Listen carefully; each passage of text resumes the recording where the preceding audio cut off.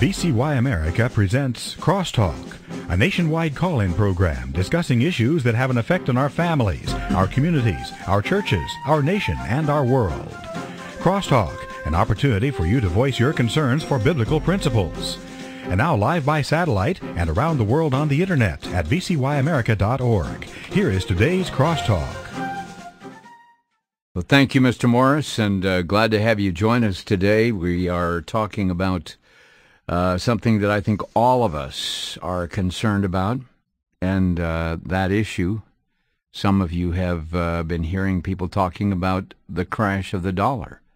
You've been talking about the issue of where's the economy going. And I'll be very honest with you. I've been talking with some Christian friends of mine, and they say, you know, in order to protect whatever dollars you have, some are taking a real interest in investing in precious metals. And I've wondered about it. I've listened to it. You probably do too.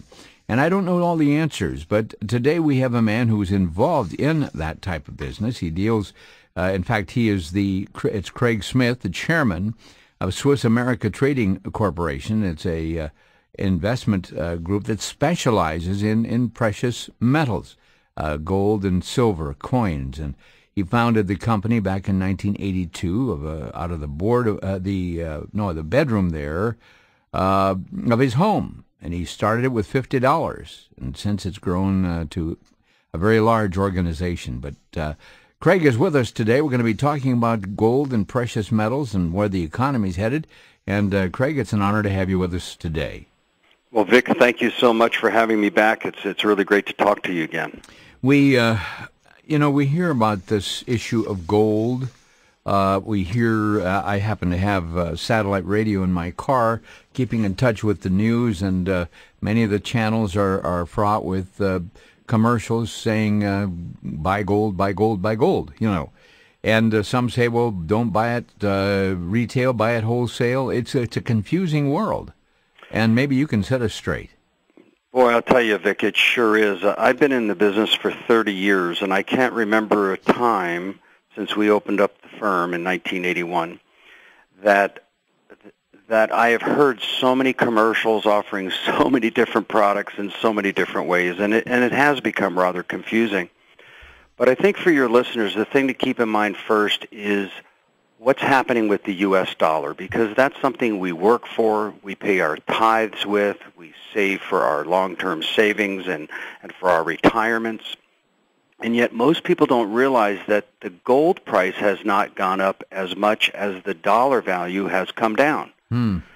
And most people don't realize that if our dollar was strong and we weren't carrying $13 trillion worth of debt, Vic, gold would not be $1,350 an ounce.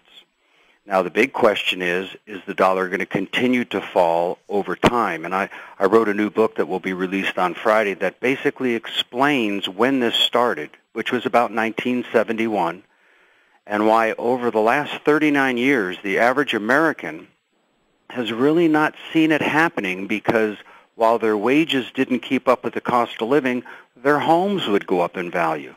So they may not have been able to put away a lot of money in savings, but they saw their home values go up, so they always felt that they had equity or some savings. Well, now that we've seen the housing market really take a tumble since 2008, we're starting to be revealed to the average person about how much that disintegration of the dollar has affected each and every one of our lives. And so in the book, we explain how that happened. And you know the beautiful part about this, Vic? The Bible is so clear about this. I wish I could get every political leader in Washington, D.C. to go back to the book of Deuteronomy. Because if we stayed with the biblical principles that our founding fathers found right out of the Bible that they put into the Constitution, we wouldn't be in the trouble we're in today. Well, we're looking at I think I'm looking at the cover of the book, which is an amazing book. It's called Crashing the Dollar. What is the central message of the book? Well, the central message of the book is that in 1971, when Richard Nixon took us off the gold standard, we have slowly but surely been eroding the value of the dollar away. And unfortunately, under Mr. Obama, we've accelerated this process. As you know, we've created $3 trillion worth of new debt over the last 19 months. and it seems to be that he's put his foot to the floor on the accelerator. And so now with the communiques coming out of the G20, the 20 big financial nations of the world, that when they meet, and the United Nations Social Outlook, and I could give you a lot of different acronyms, but many organizations that check world finance, they're all suggesting that we need a one world currency. We need something other than the dollar because there's too much problem amongst the various currencies. And that concerns me, Vic. It excites me because we know that the Bible talks about this. But it also concerns me because God's people perish for lack of knowledge. So the theme of the book is, what happened? Where did we come off track? What mistakes did we make? If we don't learn from history, we're destined to repeat it. And therefore, what steps can the average person take to avoid such a collapse? Now, the book doesn't talk about gold. The book makes, quite frankly, very little mention of gold because I wanted to explain why we are where we are, why we have $13 trillion worth of debt, why man in his foolish wisdom has created more dollar bills than God has created in seconds of time, Vic. It's amazing to me. And I'm confident when people read the book, it'll be out on Barnes & Noble and Amazon and all the booksellers as of Friday. I'm excited because the message of the book is we can still stop this. It's not too late. But unless we put the brakes on within the next 12 months, we are past the point of no return, and we will see the crash of the dollar in your and my lifetime. Well, the Word of God talks about the importance of being good stewards of what God has given to us. And the vivid description there of the unjust steward who didn't invest or didn't take that talent that was put in his hands, and ultimately he was cursed because of it. Well, we're seeing a lot of this out-of-control stuff. In fact, I'm looking at the cover of your book, which has a picture, I think, of the president flying a paper airplane made out of a $1 bill, and riding behind him is Ben Bernanke from the Fed. His eyes are closed and he's praying. Yeah, and they say, Vic, a picture is worth 1,000 words. I think in this case, a picture may be worth 1,000,000 words. Oh my! And look, I don't want to blame Mr. Obama because it's not all his fault. A lot of this happened over the last 4 decades. But clearly Mr. Obama is not learning from history. We have this very well laid out for us after the First World War, where Germany and England and France were all dealing with the war debt of the First World War, which was a much longer war than anybody anticipated. What happened with England? England practiced austerity. They cut back their budgets. They laid off government workers. They stopped giving handouts out. And, of course, they experienced 25% unemployment as a direct result, and their economy came to a screeching halt, but they balanced their books. France did the same thing. But what did Germany do? Germany started printing money, and it led to the hyperinflation of Weimar Germany. Well, let's look at 2010, Vic. We have England laying off 500,000 government workers today, cutting back the House of Commons budget by 14%, even putting the Queen of England on a 14% cut in her budget. France is doing the same thing. They're raising the retirement age for their retirement benefits. Look at China, Russia. They're all doing the same thing. Yet what's America doing? We're increasing our spending. We're borrowing more money. We're following the same exact path that Germany did. And I argue in the book that if we follow the same path that Germany did, we'll have the same exact results that Germany had as well. In your book, you use the term fiat money for the dollar. What does that mean, and what does it have to do with Italian cars? Well, when I was a kid, the big joke was fiat was an acronym for fix it again, Tony, because it was an Italian car. But fiat is just a fancy word of saying it's basically fake money. It's not real money. See, money, if you really look at the definition of money, Vic, what is it? It's our labor denominated in a tradable commodity. I go to work 40 hours a week. I bring home $500 a week, and that equates to my 40 hours worth of labor. Now, I can take that $500 a week and buy food and clothing and so on and so forth, so I can translate my labor into money. Our money system was based on the biblical truth of just weights and measures found in the Bible. We based it on gold and silver. The Bible tells us that God had 4 forms of wealth: gold, silver, land, and cattle. And as long as we were on that money system, Vic, we were the envy of the world. We were second to none other nation out there. Well, we started changing that, and we got away from using gold and silver in our money. Mr. Roosevelt recalled the gold in 1933. Mr. Johnson took the silver out of our coins in 1964. And since 1971, when Nixon closed the gold window, we've had 500% inflation.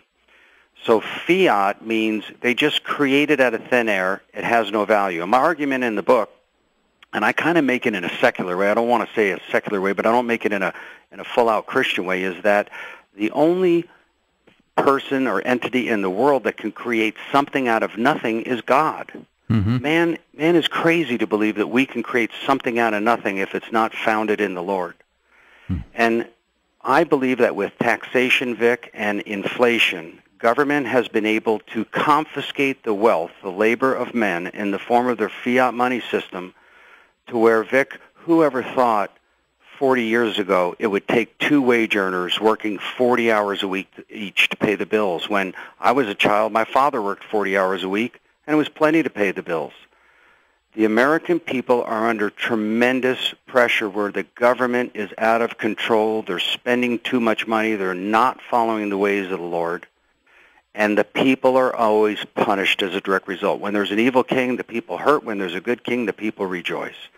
And look, I'm not blaming this on Mr. Obama. It's been a system that we've fallen into, Vic. Mm-hmm. Unfortunately, Mr. Obama hasn't learned from our lessons, and he's got his foot on the accelerator. And you'd be hard-pressed to find a financial person in the world that doesn't say there is a day of reckoning coming where we're going to have a currency crisis, not just in America, but in the world. Well, now, Greg, I mean, this summer there were those who said that there were a few signs of recovery out there, like the summer bringing the biggest September trading month on the stock exchange in decades. I mean, right. What does this mean? Well, you have to keep in mind that the stock market is not the economy, Vic, and a lot of people make that mistake. If you and I, say, had $1 trillion and we bought up all the stock on Wall Street, the market would go up dramatically the next day, but that doesn't mean the economy has done much better. Mm-hmm. So the stock market is a forward-looking vehicle that people invest in, and if people think the future's bright, they'll invest more money. If they think the future looks pretty grim, they'll take their money out. Mm-hmm. So we can't use the stock market as an indicator. What we use is what are called metrics. We look at the gross domestic product. How much are we making as a nation? How productive are we? We look at unemployment. We look at consumption. We look at personal expenditures, what's called the PCE accelerator. We look at all those indications. And Vic, there's no doubt that we're better off than where we were, say, in 2008, September of 2008 through September of 2009. Mm-hmm. But we're moving in the wrong direction. We had the last quarter of 2009, we had 5.7% growth in GDP. The first quarter of this year was 3.7. Now it's 1.7. It's starting to drop again, and we may be headed for a double dip. Folks, we're going to be talking more about gold and what's happening to the economy. And we are very grateful for our guest today, Craig Smith. And we've got a very, very pleasant surprise for you a little further on in the program that I think you'll find a real treasure. We shall return in a moment. This is Crosstalk. Back to Genesis with Dr. John Morris, geologist and president of the Institute for Creation Research. Dr. Morris, fossils are found in some pretty strange places sometimes, aren't they? Yes, indeed they are, Chris. Usually they're found entombed in sedimentary rock, which originally was sediments that were laid down by moving water, but since then has hardened into stone, allowing the dead things to harden into fossils. But sometimes the fossils are found in truly weird areas. In a place in Britain, mud continually bubbles up out of an underground spring. It's not just water, it's mud. But with the mud often pops up a fossil. It might be a clam or a brachiopod, but it's in a pristine state of preservation. This is weird, but one thing I know is that it fits nicely within the general picture of the great flood of Noah's day, the one that's mentioned back in Genesis. To discover more facts that support your faith, visit us on the web at www.icr.org. That's www.icr.org.